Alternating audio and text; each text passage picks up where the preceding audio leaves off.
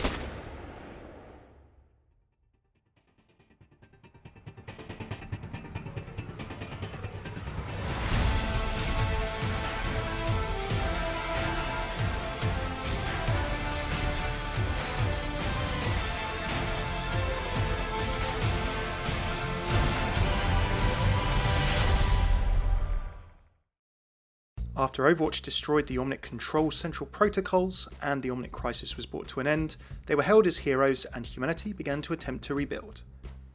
However, the memories lingered. Symbols of the Crisis could no longer serve in their originally designed roles, and various models used by the Omnics were taken out of production, with any remaining units ordered to be destroyed.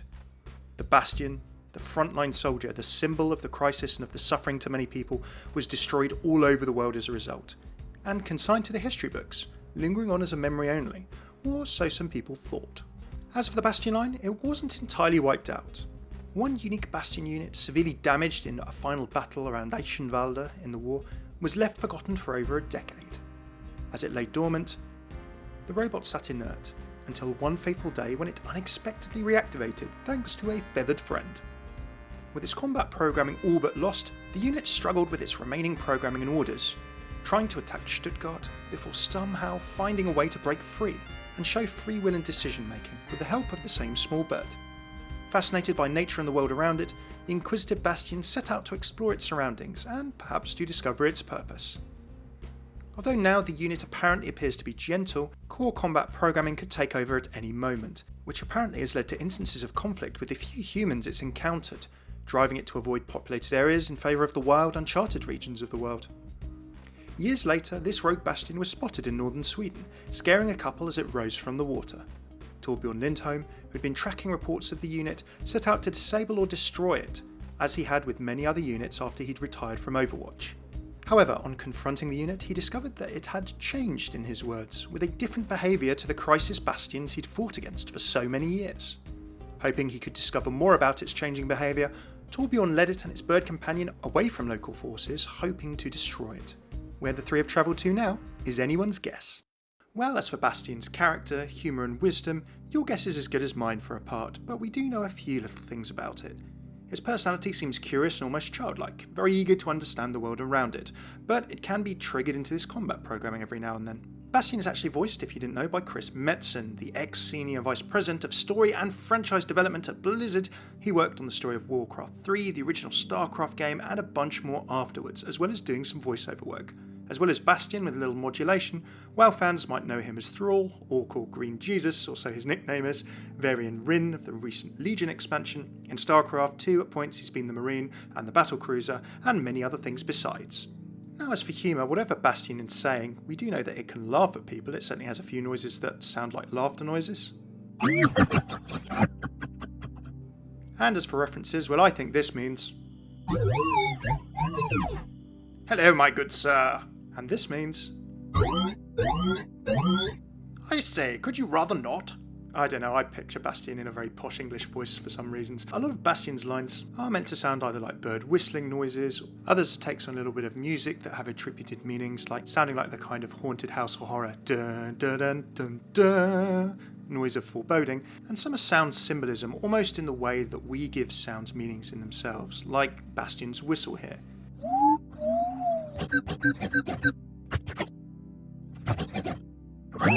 Which to some could be a wolf whistle, to others could be an expression of concern or sort of shaking your head. Bastion does have two solid references in his voice lines, however. Now, in his Winter Wonderland voice line, it sounds like the beginning of Deck the Halls with Boughs of Holly, classic Christmas carol. And his Anniversary voice line actually has three different options. The beginning notes of the Overwatch theme song. Now, I think it's one of two single-use lines in the game, like Orisa's Current Outlook, that have different play options for just the one voice line.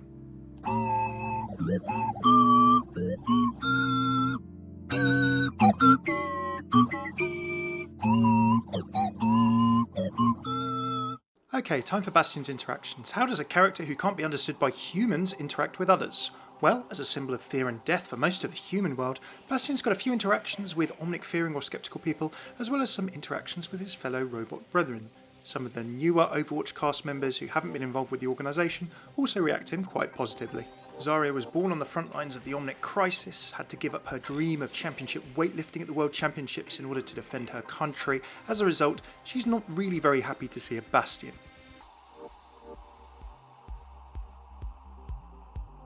I have destroyed more of your kind than I can count. As for Lucio, he's a bit more positive. Like he is with Orisa, he tries to chat to Bastion a little bit. Hey Bastion, check this out. Boop, beep, boop, beep, boop, boop. Well, she may have been on her own for a while after she woke up and found sadly the rest of her research team had passed away in the Eco Point Antarctica incident.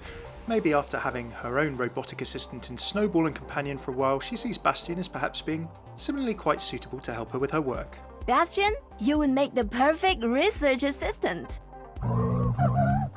Zenyatta, the Omnic monk, roaming the world, pursuing his own path. After he had theological differences with the rest of the Shambali, we don't know what he's up to currently, given that Mondata, the leader of the Shambali, was assassinated in King's Row. However, he seems to be one of the few who can perhaps understand Bastion, would make sense, robot to robot or Omnic to Omnic. Zenyatta is looking into Bastion's philosophies and thoughts. Tell me your thoughts, my friend. Orisa, well, it's good to see robots of the cast interacting in different ways, and Orisa has quite a few. Although the first one isn't amazing, because it reminds us of the fate Bastion units were subject to after the First Omnic Crisis. Scanning. Bastion Model E54 detected. All models subject to termination.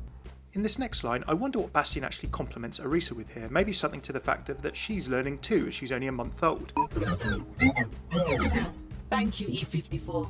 It seems that you are growing from your original programming as well. It's interesting also that Orisa can understand Bastion.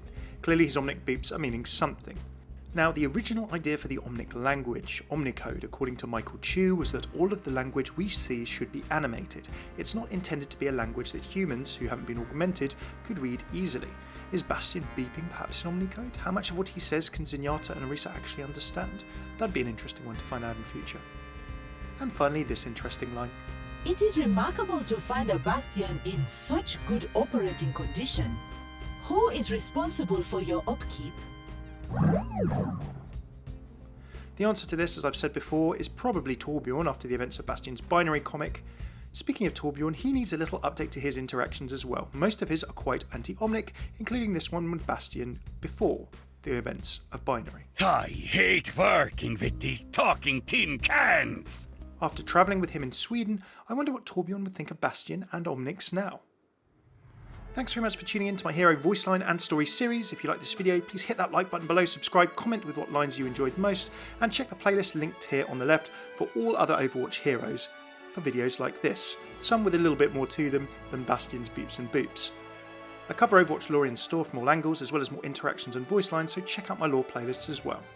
Big thanks to my Patreon supporters who make working on longer videos like this possible. If you think they're worth $1, £1, or €1 a month and would like to support me make more videos for you, please do give my Patreon page a look. Until next time, I've been Hammeh, be Bob Boop.